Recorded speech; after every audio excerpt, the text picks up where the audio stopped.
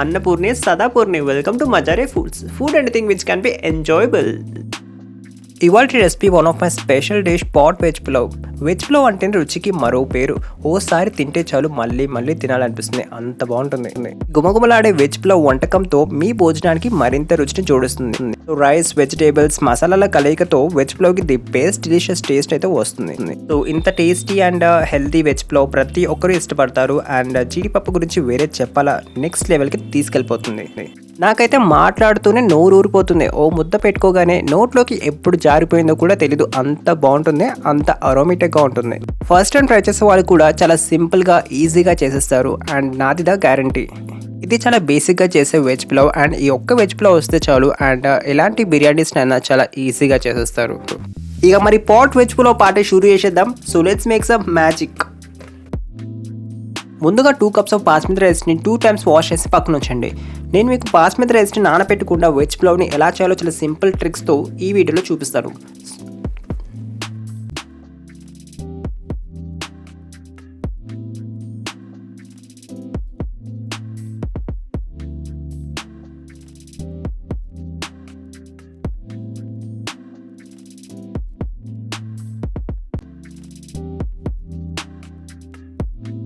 ఒక 3 చిన్నటి క్యారెట్స్ని చిన్న చిన్న స్లైసెస్గా కట్ చేసి పెట్టుకోండి.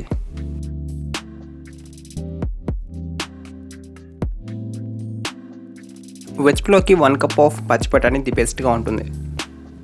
1 cup ఆఫ్ బీన్స్ని చిన్నటి ముక్కలుగా కట్ చేసి తీసుకోండి. అండ్ ఇది ఇచ్చే ఫ్లేవర్స్ ది బెస్ట్గా ఉంటుంది. అండ్ 1 cup ఆఫ్ టమాటోస్ని క్యూబ్స్లా కట్ చేసి తీసుకోండి.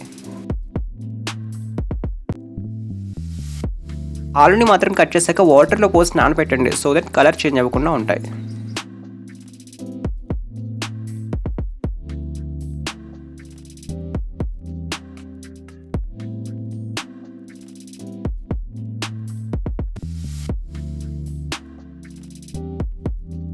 ఆనియన్స్ని మాత్రం స్లైసెస్గా కట్ చేసి తీసుకోండి, సో దట్ ఫ్రై చేసేటప్పుడు గోల్డెన్ బ్రౌన్ కలర్ రావడానికి చాలా ఈజీగా ఉంటుంది.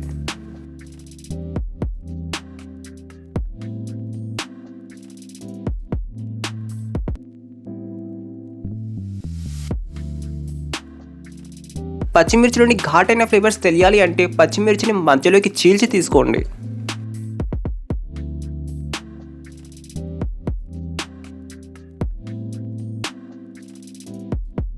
వెజెస్లో ఎన్ని ఫ్లేవర్స్ ఉన్నా కానీ పుదీనా అండ్ కొత్తిమీర ఇచ్చే ఫ్లేవర్స్ ఏది రీప్లేస్ చేయలేదు. సో అది కూడా 1 cup ఆఫ్ తీసుకోండి. 2 tablespoons స్పూన్ల నెయ్యి అండ్ 2 tablespoons స్పూన్ల ఆయిల్ని యూజ్ చేస్తున్నాను. సో నెయ్యి అనేది ఖచ్చితంగా వాడి తీరాలి. ఇప్పుడు ఇందులోకి 3 tablespoons ఆఫ్ కాజూస్ని తీసుకోండి. సో కాస్త ఎర్రగా వేపండి. సో ఎర్రగా వేపడం వల్ల తినేటప్పుడు చాలా బాగుంటాయి. ఇప్పుడు ఇందులోకి 3 బిర్యానీ ఆకులు, 5 లవంగాలు, 5 ఇలాచి అండ్ ఇలాచి కాస్త దంచి తీసుకోండి. ఇలాచిలోని ఫ్లేవర్స్ బయటికి వెదజల్లుతాయి. 2 దాల్చిన చెక్క ముక్కలు, 2 స్టార్ అనీసా, 2 మరాఠీ మొగ్గలు, కొంచెం జాపత్రి, అలాగే కొంచెం బగారు పువ్వును తీసుకోండి. అలాగే టీ స్పూన్ సాజీరా అండ్ 1/2 teaspoon జీలకర్రను వేయండి. ఇప్పుడు వేసిన ఇంగ్రీడియంట్స్ అన్ని లో ఫ్లేమ్లో 1 నిమిషం పాటు వేపితే చాలు.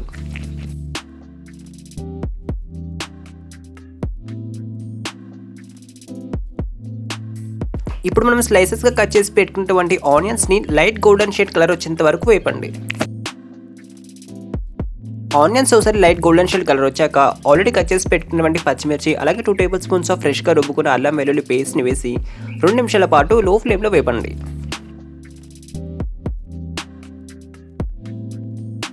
ఇప్పుడు ఆల్రెడీ కట్ చేసి పెట్టుకున్నటువంటి క్యారెట్ ముక్కలు, బీన్స్, పచ్చి బఠానీ, అలాగే బంగాళదుంప విత్ టమాటోస్, 1 cup పుదీనా, 1 cup కొత్మీర్ ఇవన్నీ వేసాక మీడియం ఫ్లేమ్లో వీటన్నిటిని 3 నిమిషాల పాటు వేపండి.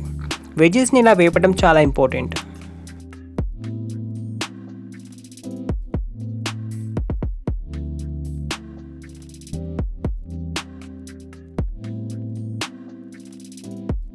వెజెస్ని 3 నిమిషాల పాటు వేపాక ఇందులోకి 1 tablespoon సాల్ట్, 1 tablespoon ధనియాల పొడి వేసి ఇప్పుడు అంతా కలిసేలా బాగా కలుపుకోండి.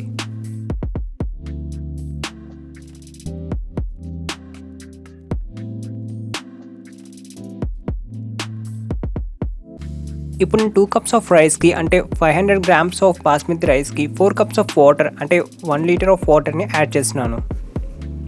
నేను రైస్ని నానపెట్టకుండా కుక్ చేస్తున్నాను. ఇదే మ్యాజిక్ అండి, పర్ఫెక్ట్గా కుక్ అవుతుంది. వాటర్ని మీరు 6 నిమిషాల పాటు మీడియం ఫ్లేమ్లో బాయిల్ చేయండి. ఇప్పుడు వాటర్ మరుగుతున్నప్పుడు సాల్ట్ని కాస్త అడ్జస్ట్ చేసుకొని ఆల్రెడీ వాష్ చేసి పెట్టుకున్న 2 cups ఆఫ్ బాస్మతి రైస్ని వేసేయండి.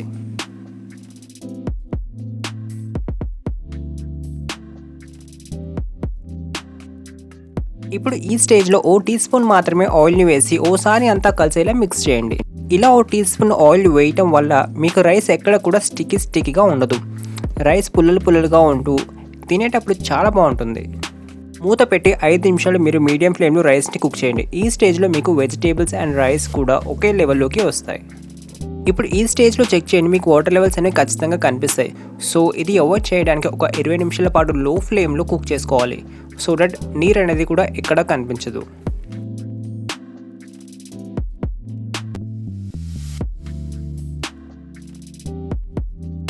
ఆల్రెడీ చెప్పినట్టు మీరు ఖచ్చితంగా లో ఫ్లేమ్లో హీట్ని అడ్జస్ట్ చేసి ఒక 20 నిమిషాల పాటు మూత పెట్టి రైస్ని కుక్ చేయండి. ఇలా 20 నిమిషాల పాటు లో ఫ్లేమ్లో కుక్ చేయడం వల్ల ఆల్మోస్ట్ రైస్లో ఉండే నీరంతా వెళ్ళిపోతుంది. మీకు ఎక్కడ కూడా 1 table spoon of water levels కూడా అస్సలు కనిపించవు. అండ్ ఈ స్టేజ్లో మీరు స్టవ్ ఆఫ్ చేయాల్సి ఉంటుంది. మీరు ఇప్పుడు ఈ స్టేజ్లో రైస్ మీద 2 layers టిష్యూ పేపర్ పెట్టి పైన కొంచెం వాటర్ని స్ప్రింకిల్ చేయండి.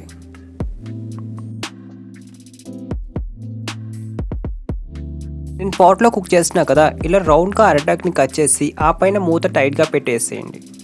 సుమారుగా 30 నిమిషాల పాటు పక్కన ఉంచండి. ఇలా దమ్ చేయడం వల్ల ఫ్లేవర్స్ అన్నీ బాగా కలుస్తాయి. 30 నిమిషాల తర్వాత హాట్గా సర్వ్ చేసుకొని నిమిషాల్లో ఖాళీ చేసేయచ్చు వెజ్ పులావ్ని. టిష్యూ పేపర్ పెట్టడం వల్ల పైన ఉండే రైస్ అనేది డ్రై అయిపోకుండా ఉంటుంది.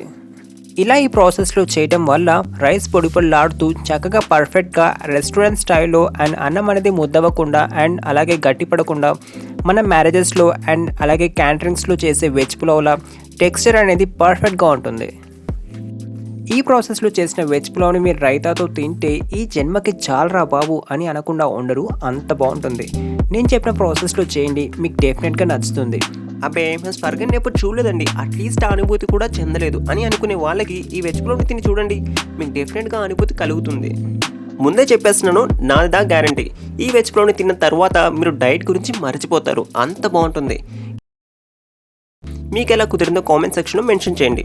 Thank you so much for watching this recipe. For more interesting and healthy recipes, please subscribe to Majhare Foods. Food anything which can be enjoyable.